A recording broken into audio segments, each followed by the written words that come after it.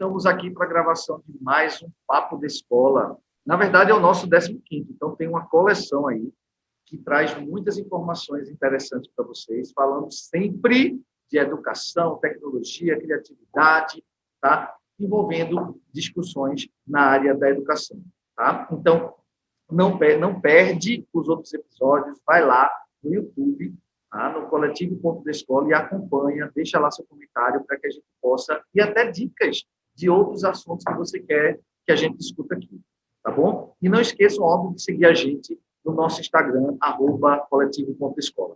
Bem, hoje a gente vai dar para vocês, olha, em primeira mão, e uma coisa bem tranquila, 5 dicas de como você tornar a sua aula mais divertida.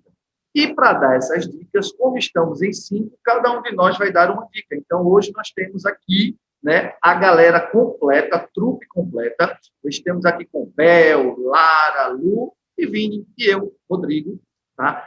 Para que a gente possa dar essas dicas para vocês. Então, a gente vai chamar primeiro, a primeira dica vai ser de Bel. Fala aí, Bel, a sua dica de como tornar nossas aulas mais dinâmicas, divertidas, legais, etc. Olá, pessoal, tudo bom?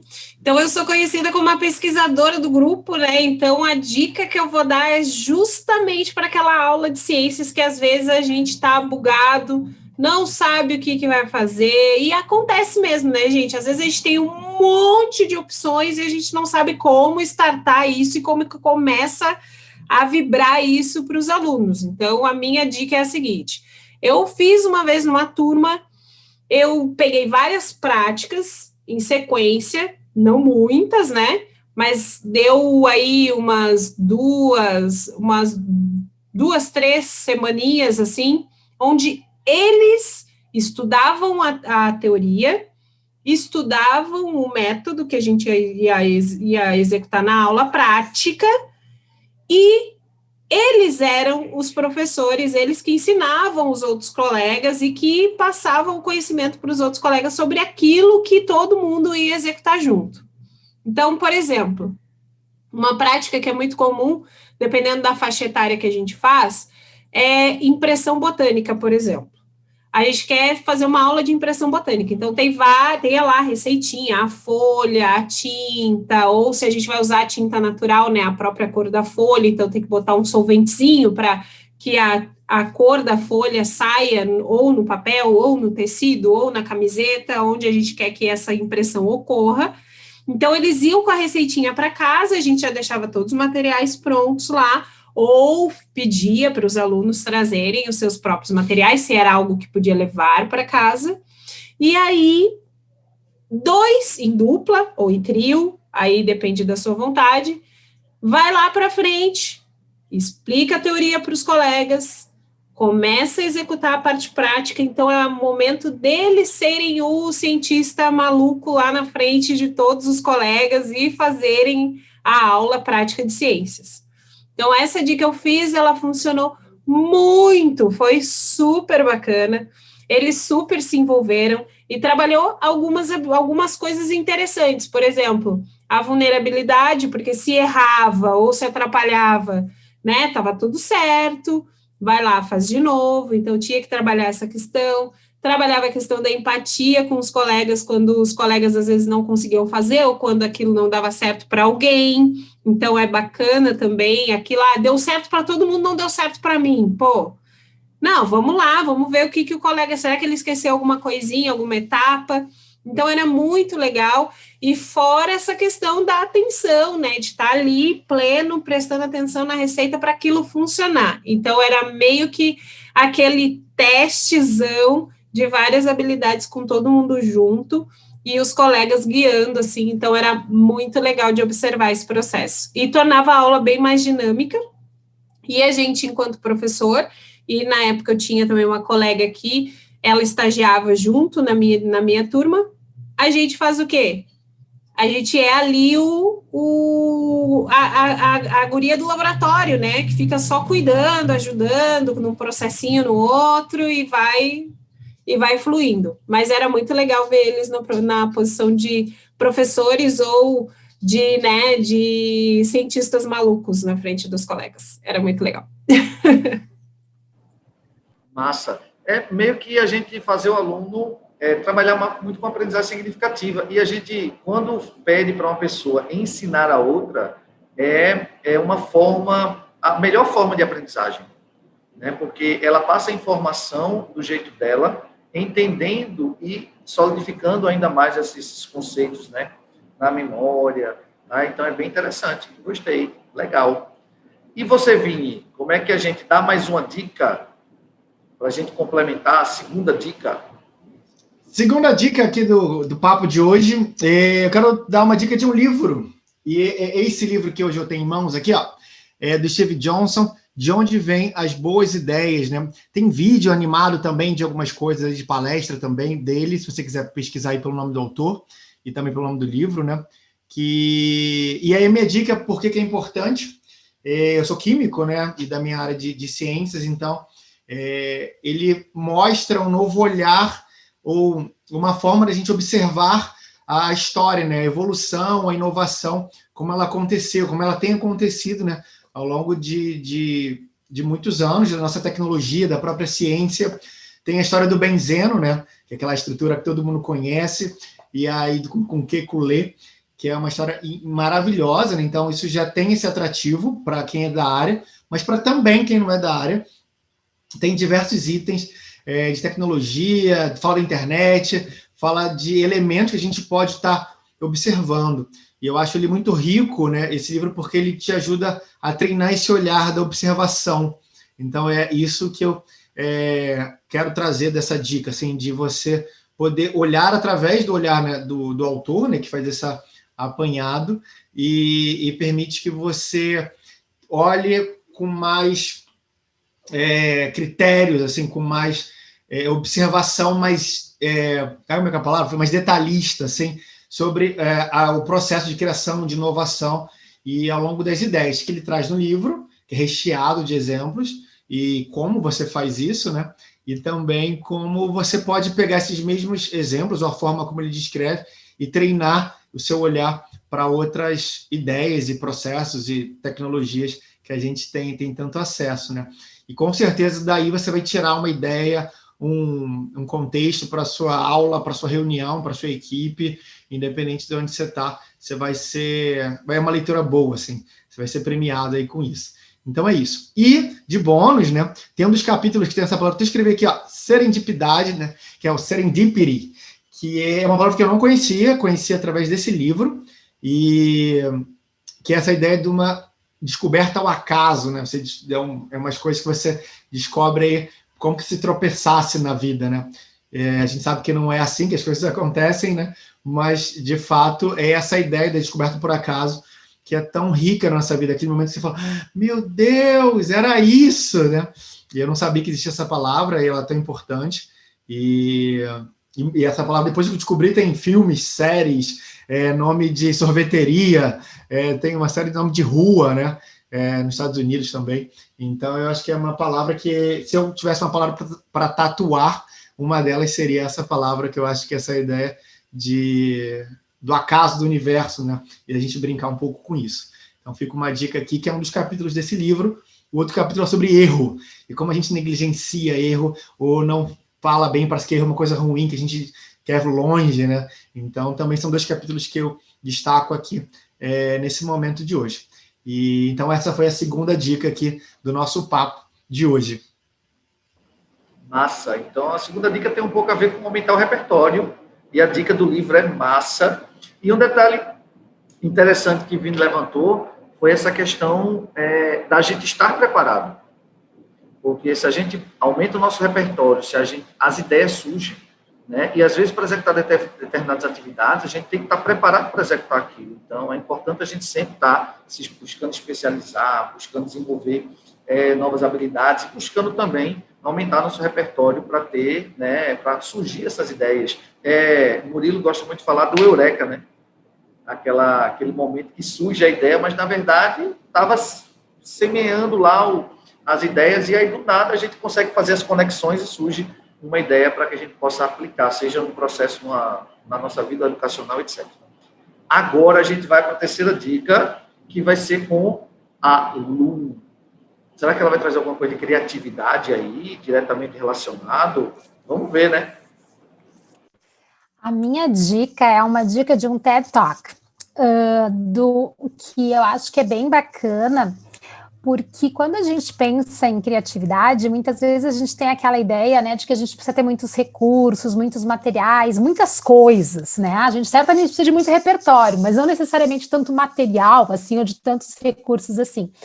E esse TED Talk, ele fala de alguma forma sobre essa questão das restrições e como a gente pode aprender a criar com restrições. O título dele em inglês é Embrace the Shake, que seria mais ou menos, poderia ser traduzido mais ou menos como Aceite o Tremor, e é um TED do Phil Hansen, que é um artista e que ele fazia um tipo específico de desenho, de pintura, enfim, que é aquelas com pontinhos bem pequenininhos, assim, onde tu vai colocando, eu não sei o nome da técnica, mas tu vai colocando os pontinhos e vai formando, então, a imagem. E depois de um tempo, ele se deu conta que ele começou a ter um problema neurológico de tremor na mão. E isso acabou, né, tendo, né, para ele chegou e disse, bom, eu não vou ter como conseguir seguir fazendo, né, o pontilhismo, né, que é então a técnica que ele fazia, né, com esse tremor, como é que eu vou dar conta disso, né? E num primeiro momento ele chegou, inclusive, a abandonar, né, esse trabalho da arte, ele fica um tempo afastado, mas depois ele se dá conta que ele precisava voltar e retornar, e inclusive vai num médico, e o médico diz, bom, quem sabe tu aceita isso, e começa a criar, né, aceitando essa limitação.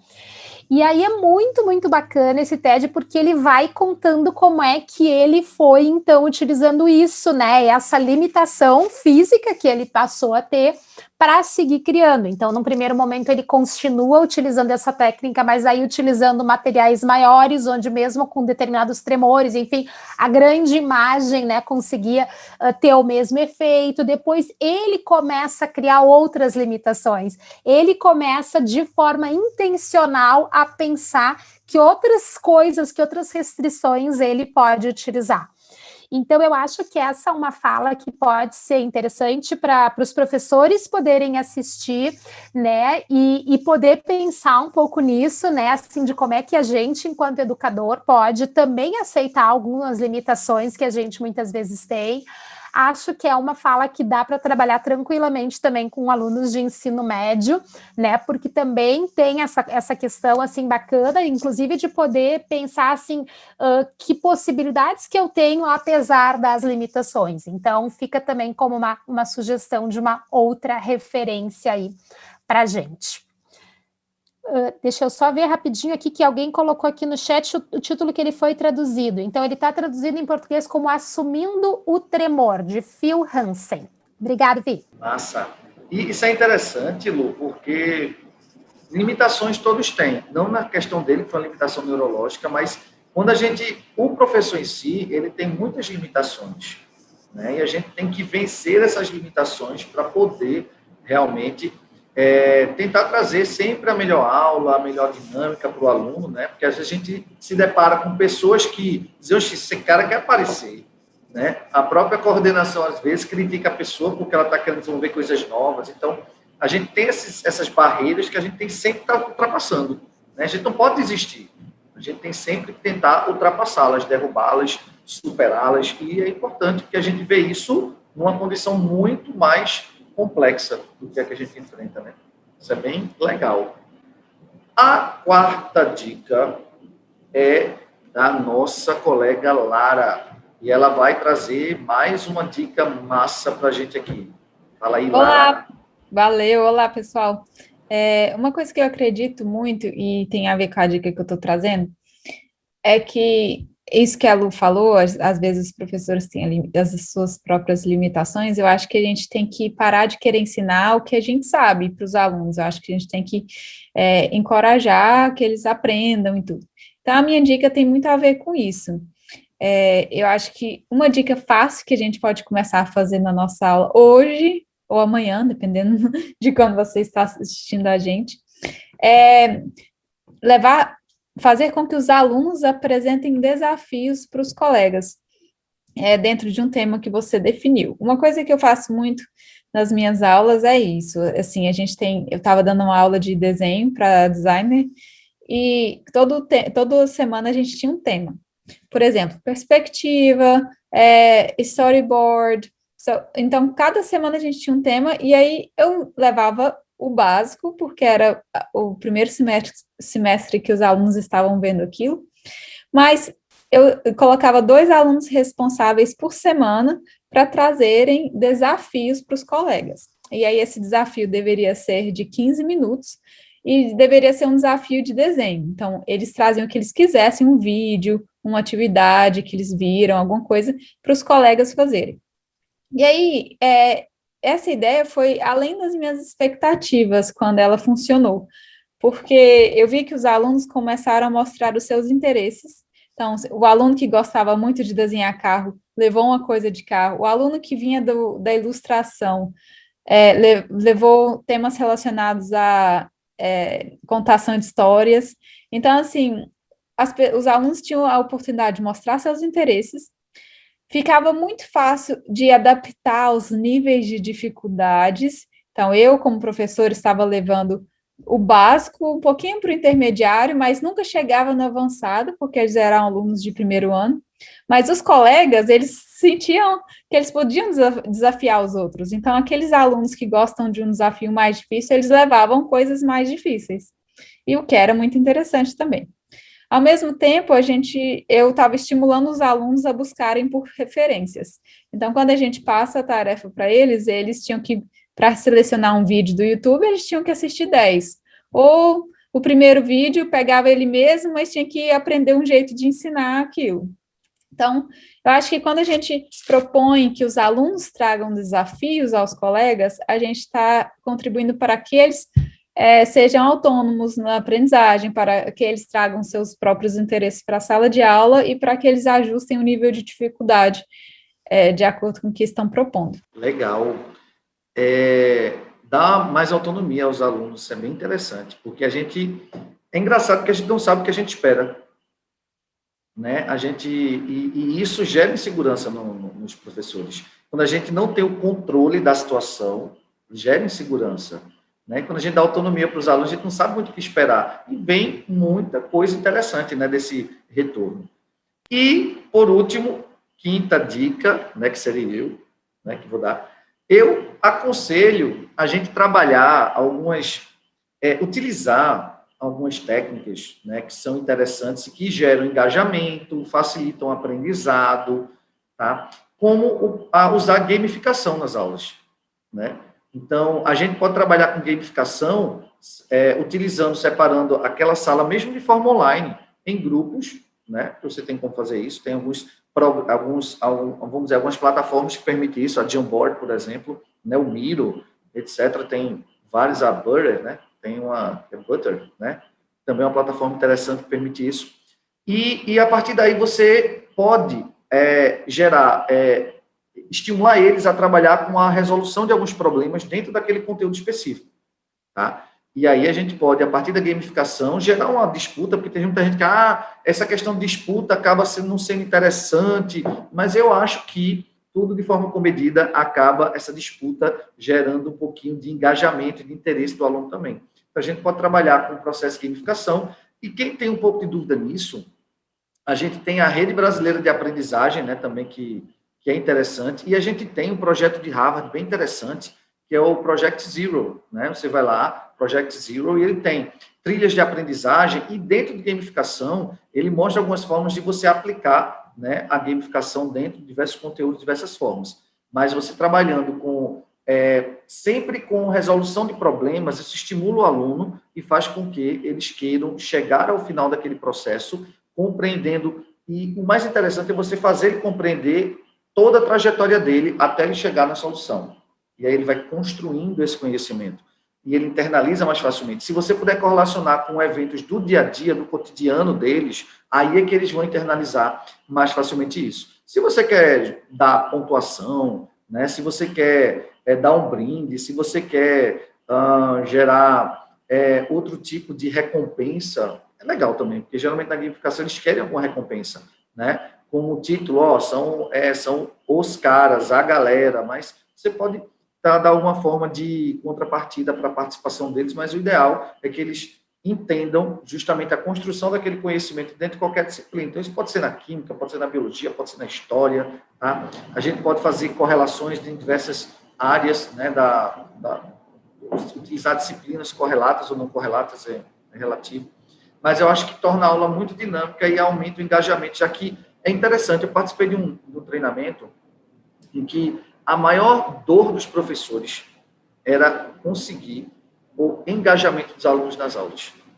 Eles se perdem com facilidade. A quantidade de estímulos externos é muito grande, né? E os principais estímulos externos que a gente tem é o sono, que é interessante, que ele está lá parado olhando e vai caindo assim. O cachorro que late, a mãe que chama, né? A cama que está do lado chamando ele, vem, né? Esses estímulos, né? O computador, o celular que chama, alguém que é no WhatsApp, né? O computador mesmo que chama lá no Insta, que está lá do lado, só basta ele clicar que ele abre o Insta e vai. Então, assim, a quantidade de estímulos externos meio que realmente tira a atenção do aluno. Então, se você consegue engajar ele nesse processo, a gamificação ajuda muito nesse processo. Então, use sua criatividade, né, para poder aplicar a gamificação dentro da sua disciplina.